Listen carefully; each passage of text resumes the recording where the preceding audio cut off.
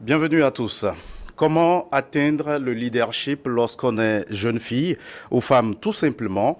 Voici deux leviers sur lesquels il faut agir.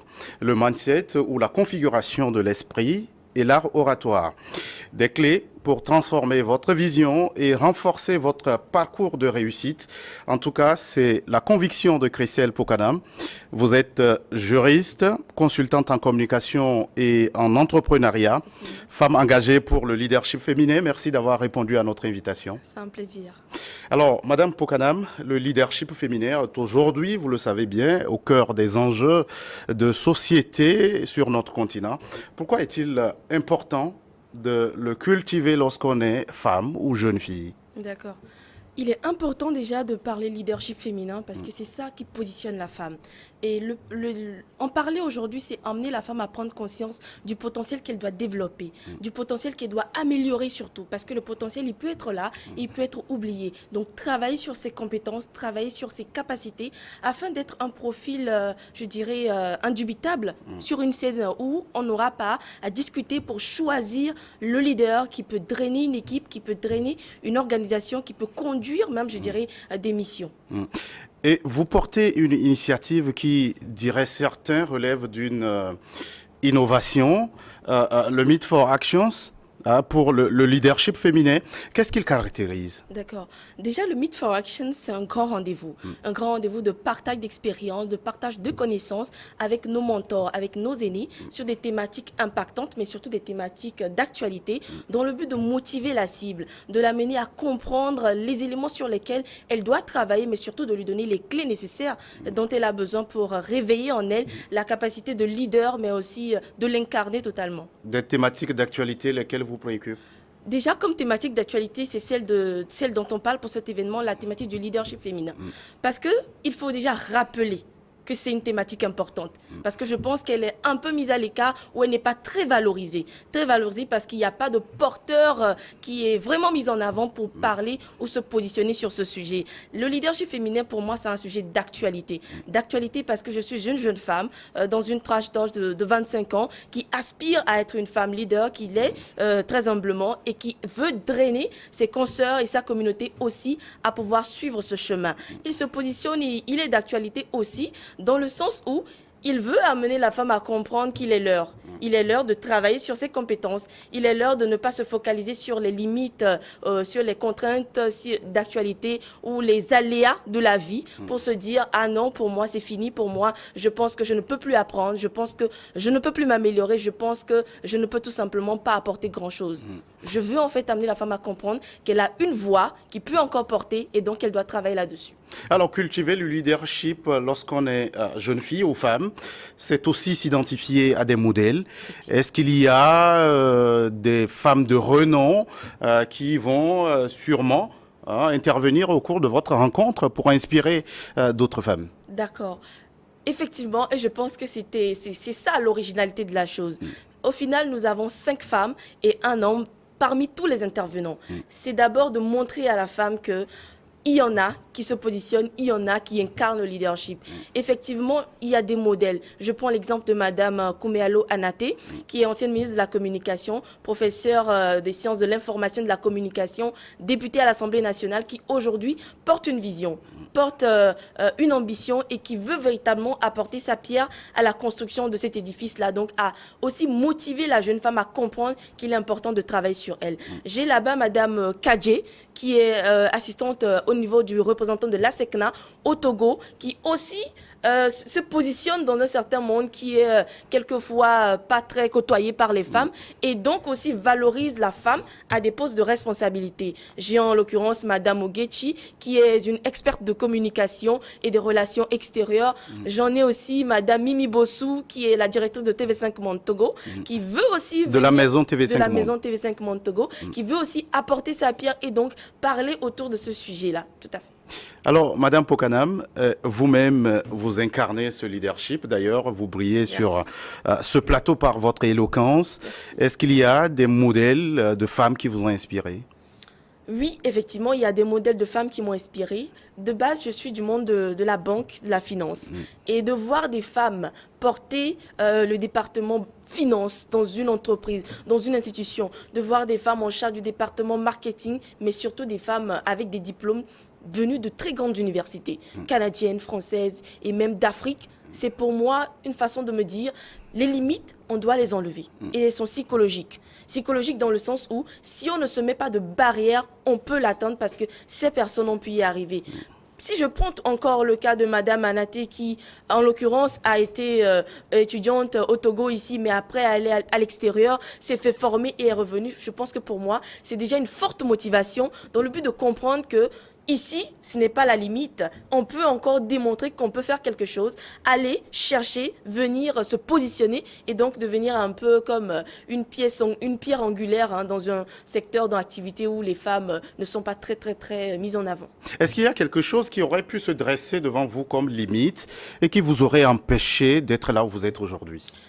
Je dirais oui, parce que effectivement, on connaît tous des aléas dans la vie où on a des événements qui se passent, qui traumatisent même souvent, et on se dit ou soit ma vision n'est pas importante, ou soit ma vision ne peut pas porter loin.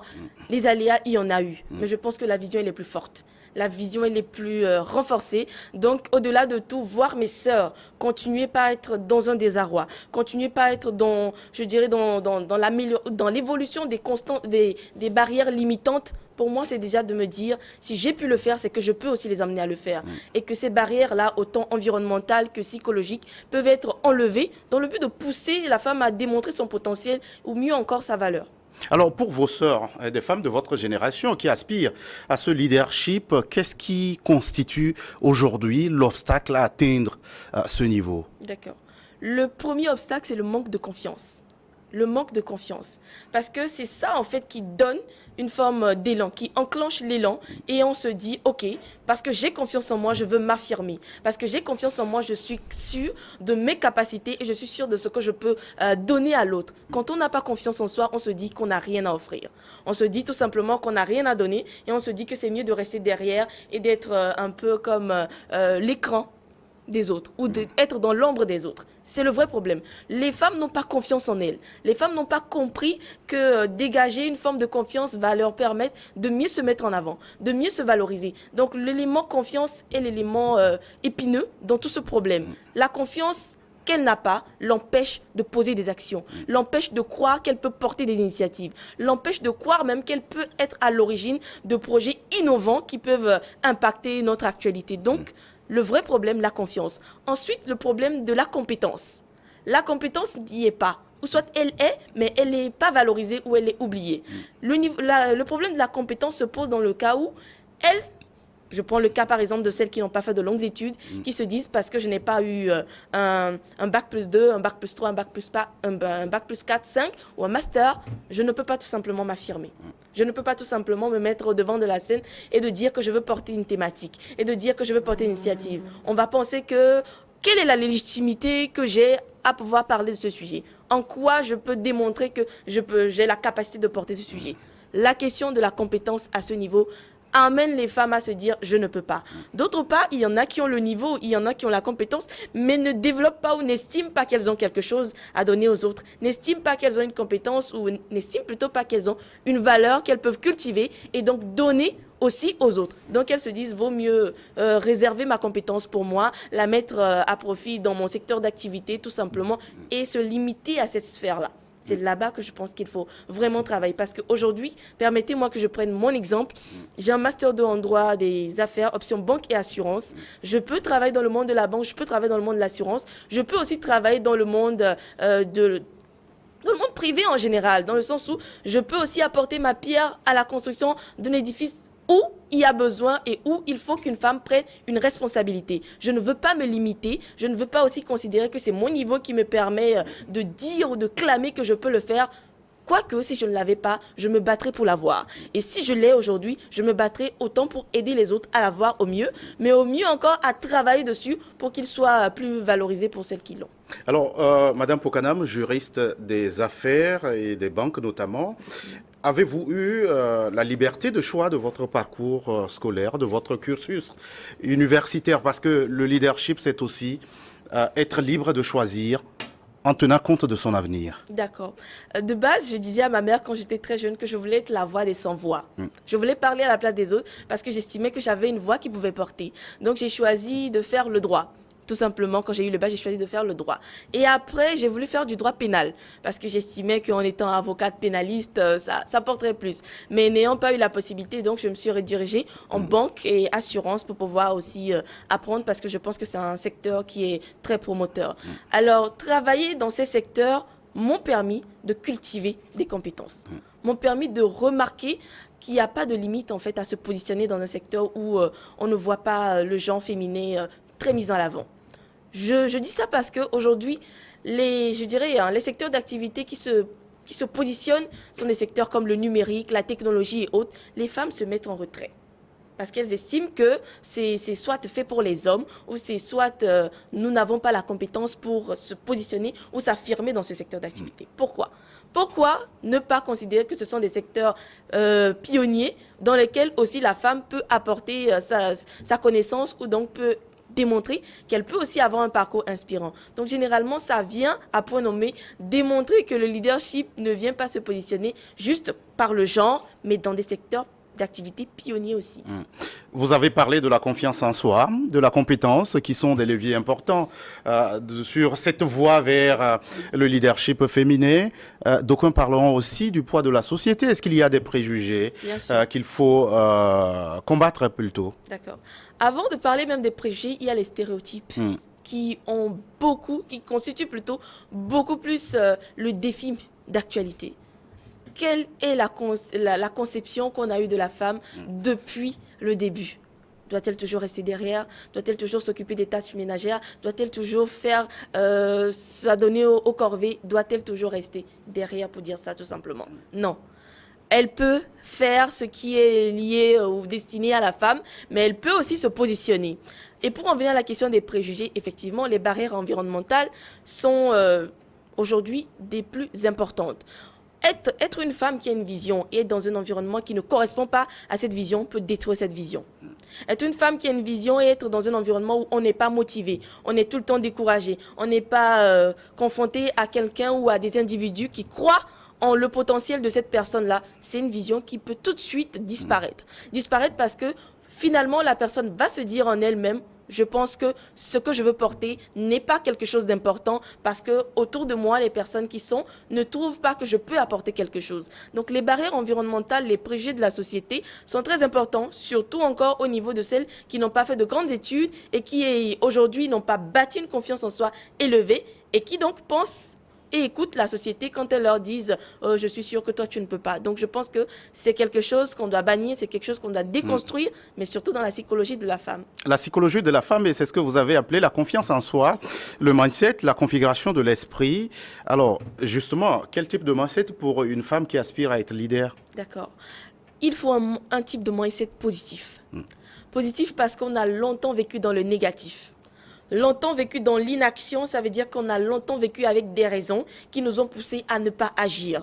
Donc un mindset positif. Positif dans le sens où il faut parler positif, il faut parler capacité. Je peux, je vais, je pense que, je peux donner quelque chose, je dois donner quelque chose. Avec un langage qui est porteur, un langage qui est incitant. Là, la femme va se dire, ok, positivement, je me regardis tous les jours. Positivement, je rebâtis ma confiance en moi et je me dis que si d'autres l'ont fait, c'est que je peux le faire. Alors je crois en moi, alors je fais des efforts, alors je pose des actions, alors je me mets au devant, alors je m'affirme, tout simplement. Vous avez parlé de vos invités et on constate qu'il y a un seul homme. Alors la question que j'ai envie de vous poser, le leadership féminin, on a le sentiment que c'est la chasse gardée pour les femmes. Alors, en quoi est-il aussi important ou concerne-t-il aussi les hommes? D'accord. De base, il faut déconstruire cette pensée. Le leadership féminin ne concerne pas uniquement les femmes. C'est vrai que on a l'environnement ou la sphère dans laquelle nous sommes à démontrer quand on dit féminin, ce n'est que pour femmes. Mais non, je pense que les hommes ont quelque chose à apporter dans la construction du leadership féminin. Les hommes, aujourd'hui, permettez-moi de le dire, le leadership masculin n'est plus vanté parce qu'il s'est positionné. On retrouve des hommes à la tête de grandes entreprises, de grandes organisations, parce qu'ils ont compris très tôt qu'il faut travailler, qu'il faut améliorer le potentiel, parce qu'il faut tout simplement avoir la compétence pour être à des niveaux importants. C'est ce que je veux que ces hommes puissent amener aussi la femme à comprendre. Donc, ils peuvent contribuer au changement de la psychologie, au changement du mindset. Ils peuvent donner des conseils. Ils peuvent, grâce à leur ouverture d'esprit, montrer à la femme le parcours qu'elle doit suivre, lui donner les clés nécessaires, mais surtout en termes de conseils. Comment les hommes y sont arrivés? Comment les femmes doivent y arriver? Quelle psychologie elles doivent adapter, mais surtout, qu'est-ce qu'elles doivent faire? Parce qu'aujourd'hui, c'est le cheminement qui compte. Le parcours, on doit montrer, en fait, par où on doit commencer pour arriver à où. Donc, je pense que les hommes, ils ont une pierre à jouer. Ils ont un rôle très important. Ils sont importants. Ce n'est pas parce que c'est féminin, c'est aussi masculin et c'est un leadership général. C'est le combat de Christelle Poukanam, juriste, consultante en communication et en entrepreneuriat, femme engagée pour le leadership. Merci d'être passée sur ce plateau. Un plaisir. Merci beaucoup à vous. Merci à vous qui êtes restés à notre compagnie. À très vite pour un autre numéro de votre émission Focus.